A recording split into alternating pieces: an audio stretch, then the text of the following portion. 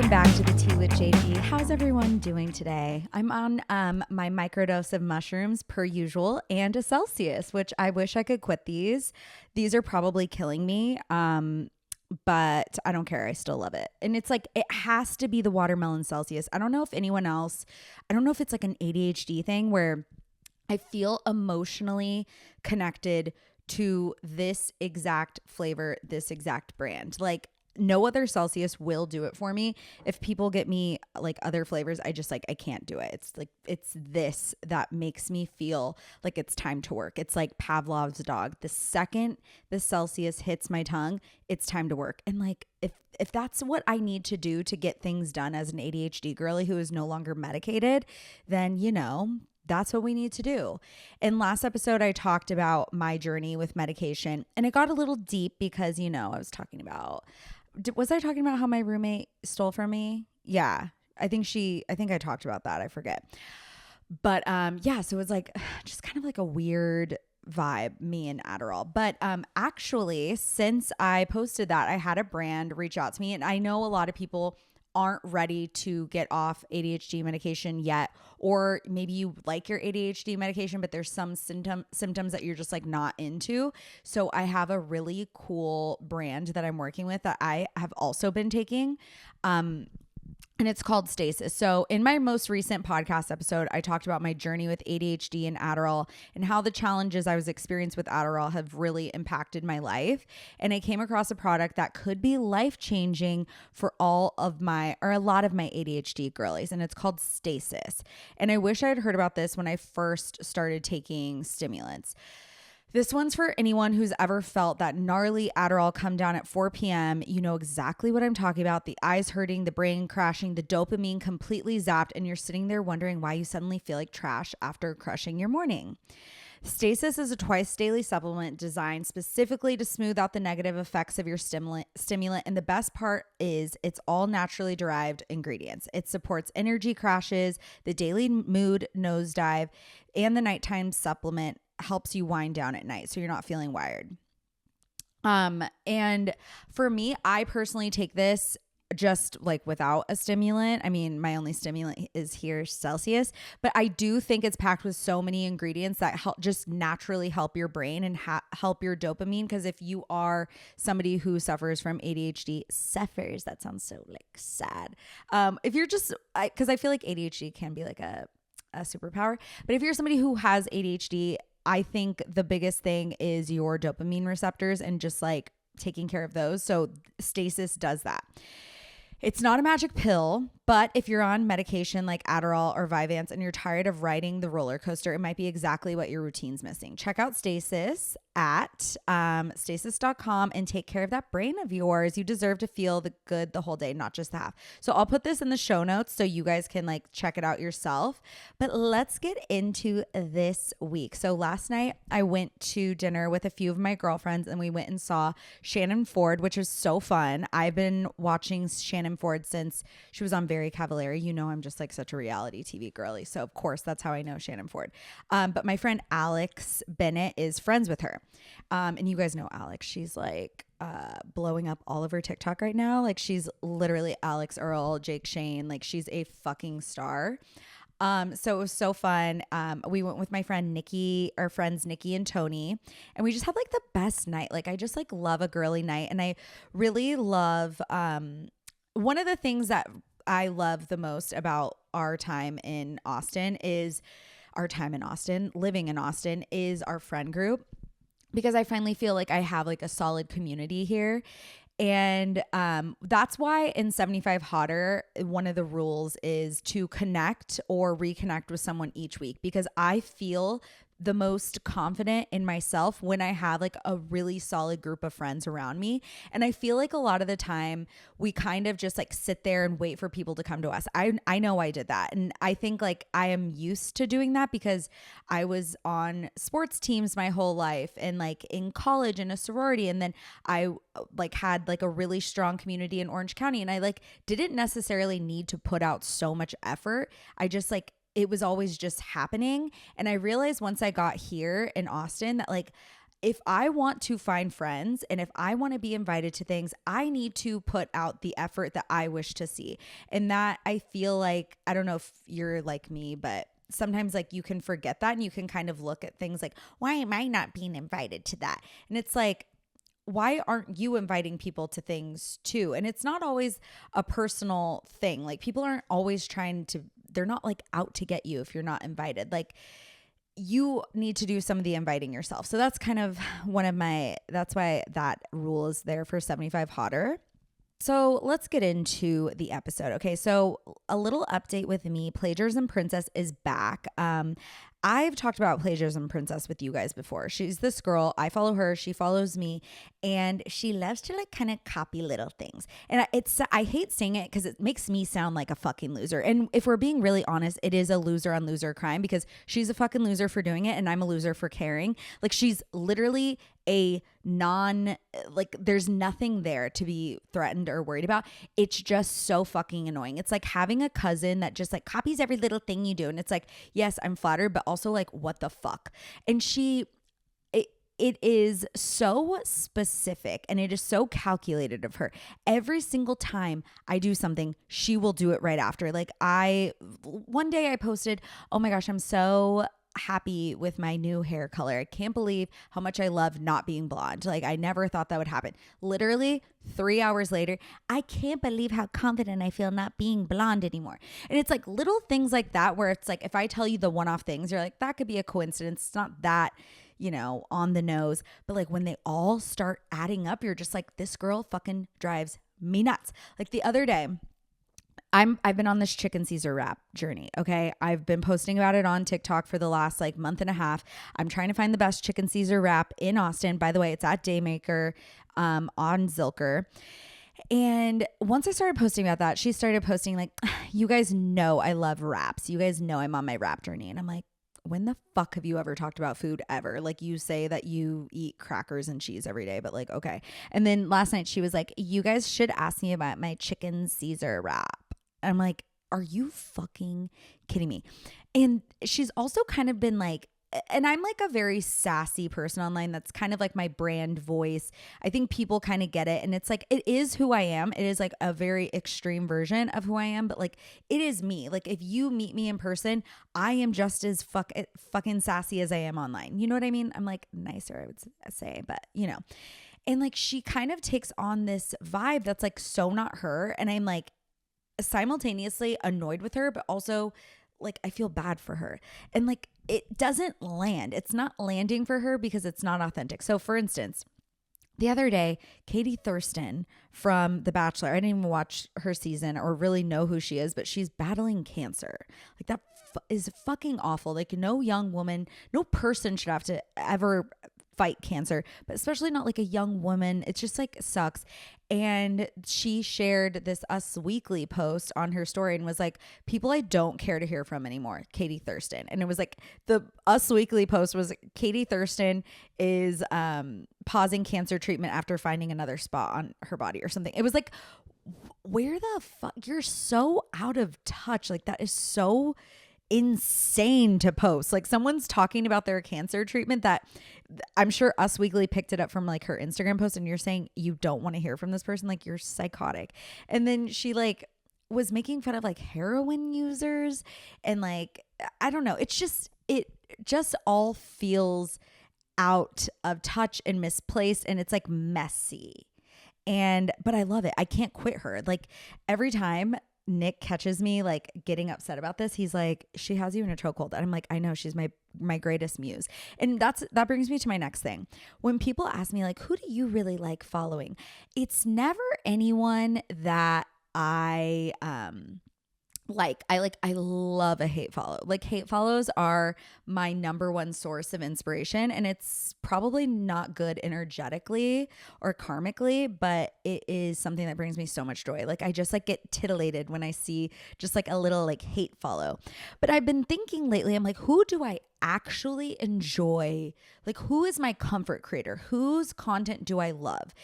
And the answer is pretty much nobody, except for I am obsessed with Alix Consani, the model. She is so fucking funny. She is like that quirky Gen Z humor, but she's so fucking likable. If you don't know who she is, you need to just put her name into TikTok and you will be down a rabbit hole of hilarious Alix Consani TikToks. And it's like always like clips of her just like from different interviews.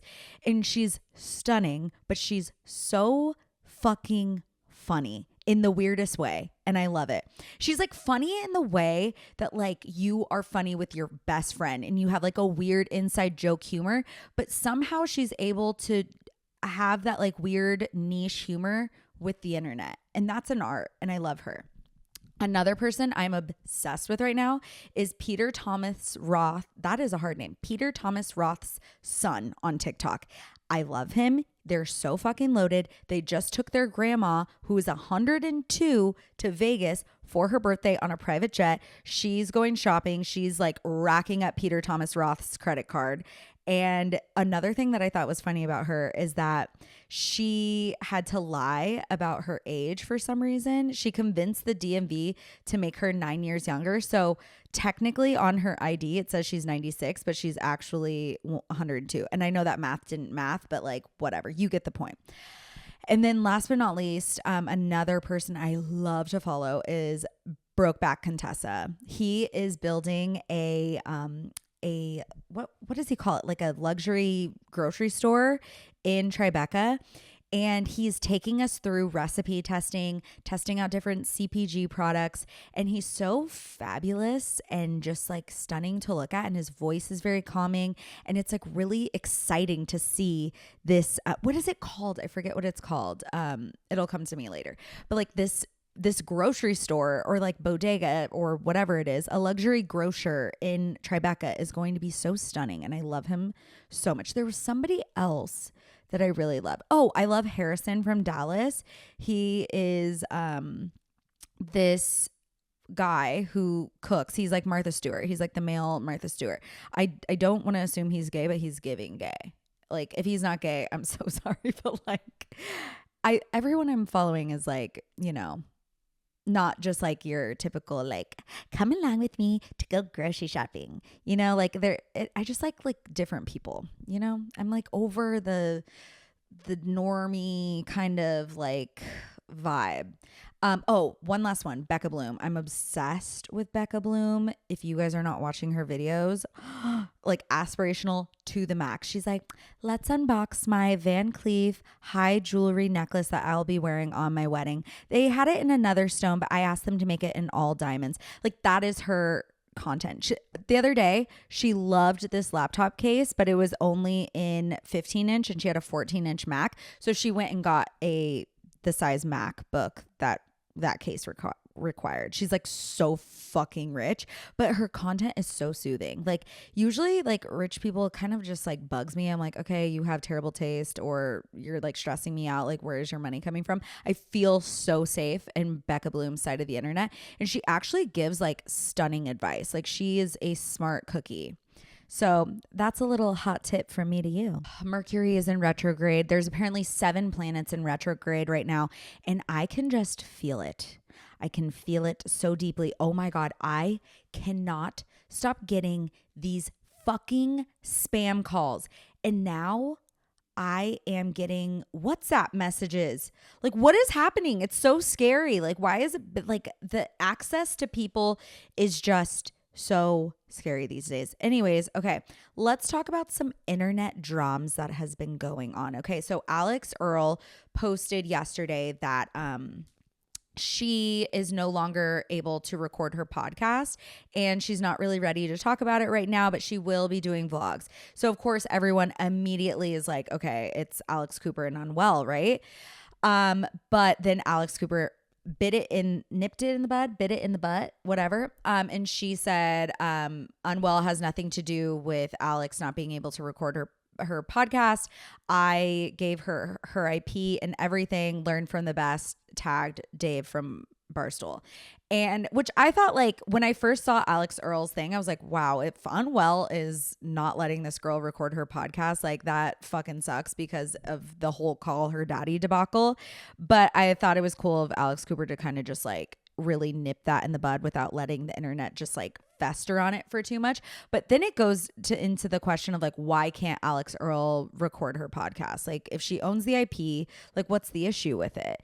Or she's just trying to like drum up some drama and kind of ride that like wave of hot mess being dropped by Unwell. Who knows? But I think that the vlogging medium is so much better for Alix Earle. She's just like a visual girly. I don't think she needs to be like bringing a whole fucking podcast setup everywhere she goes. Like I also don't really like her podcast is kind of boring, says the girl with the boring podcast. I would rather watch Alix Earle's behind the scenes than watch her sit down with Bethany Frankel, who, by the way, blocked me. And I got on Your Poor Dad's TikTok the other day to go through Bethany Frankel's TikTok. And this woman is so insane. And there is this guy that I don't follow him. There's something about TikTok where it's like, I'm not going to follow you. I'm going to let TikTok and the algorithm bring you back to me so often until I decide it's time to follow. But he does Bethany Frankel updates on his TikTok and it's so fucking funny. Oh my God. Sorry. Yawning. Okay. Another thing I would like to talk about is Remi Bader. Okay. And I wrote some notes on this. So I want to kind of like, was walking this morning and I kept seeing all these TikToks about Remi Bader. So I kind of wrote my thoughts out, but let me just give you the background. Okay.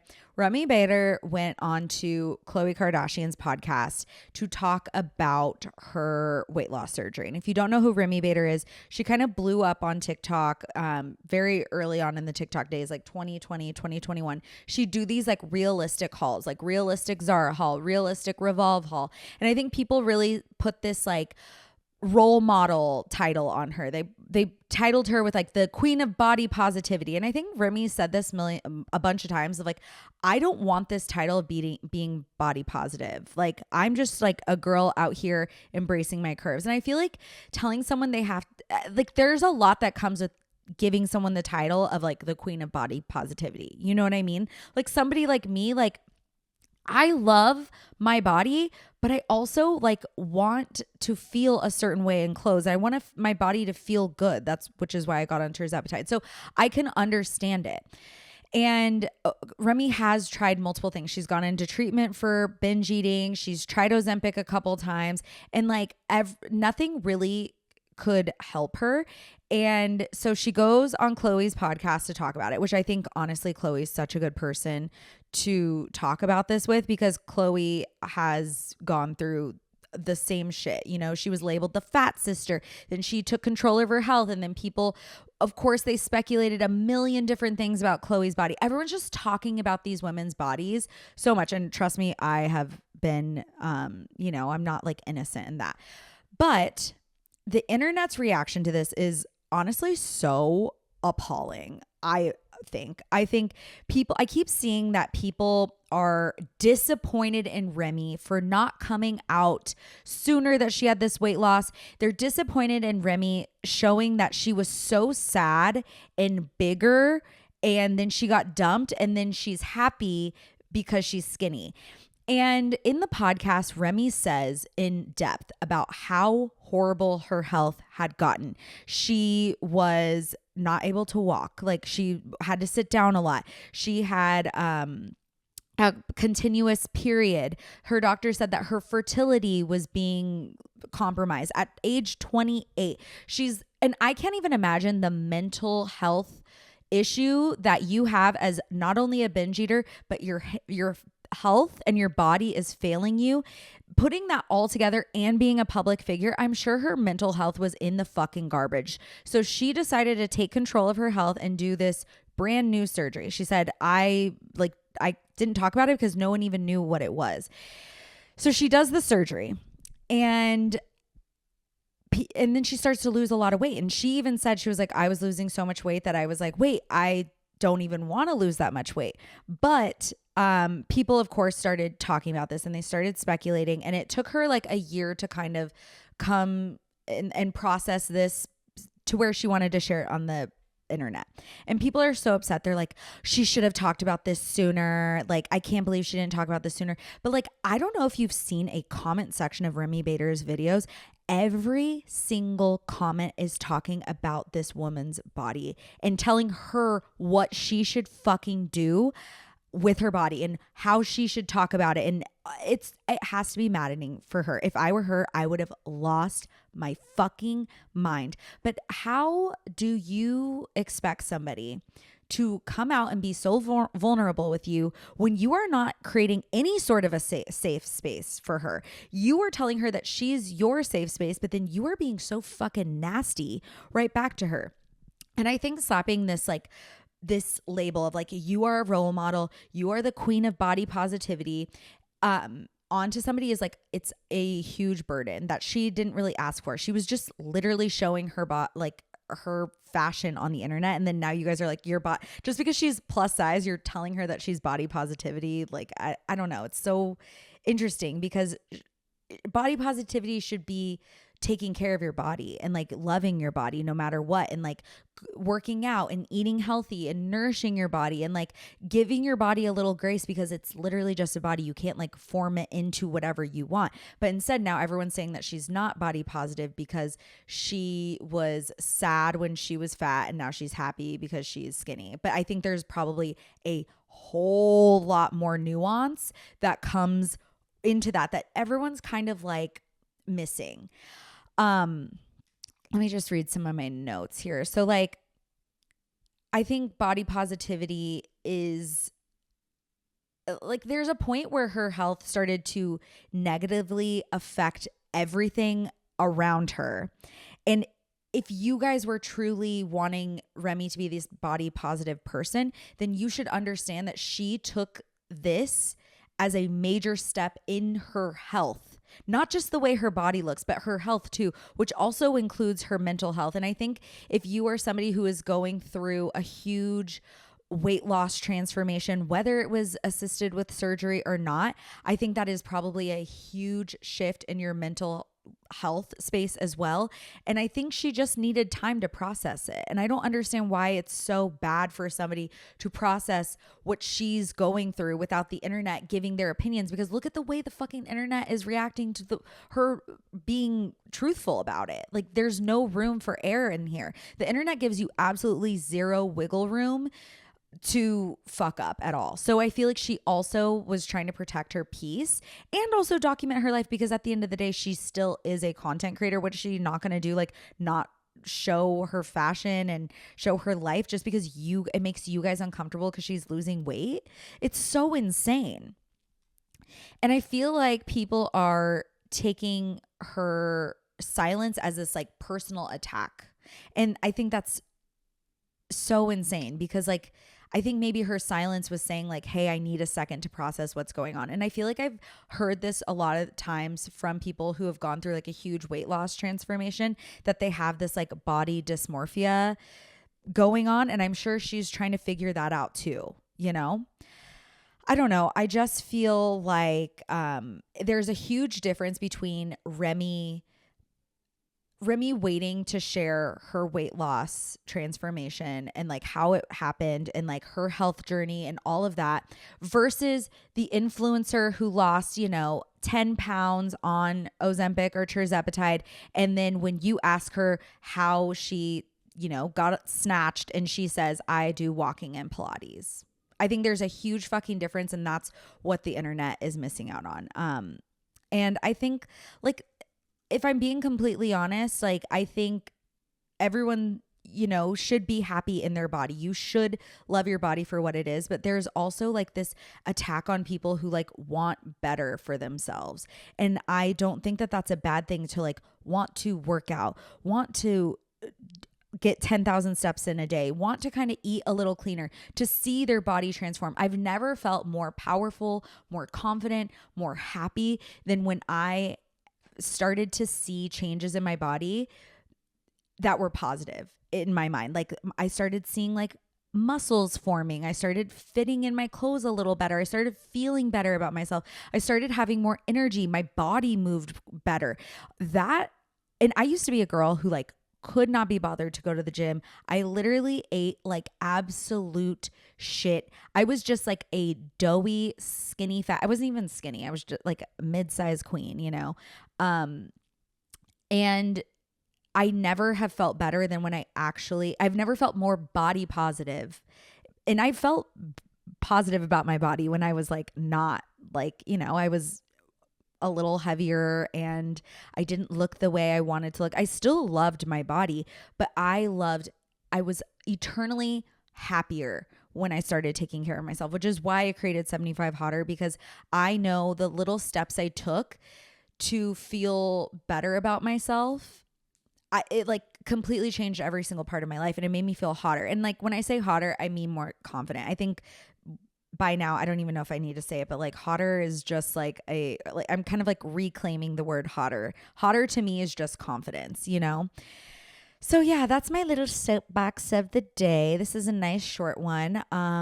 I will be seeing you guys next week, and I hope you guys all have a good week. Please like, subscribe, send this to a friend. Let me know what you think. And by the way, like you guys are like super entitled to like disagree with me here. So if there's something that I say that bugs you, just let me know. I love it.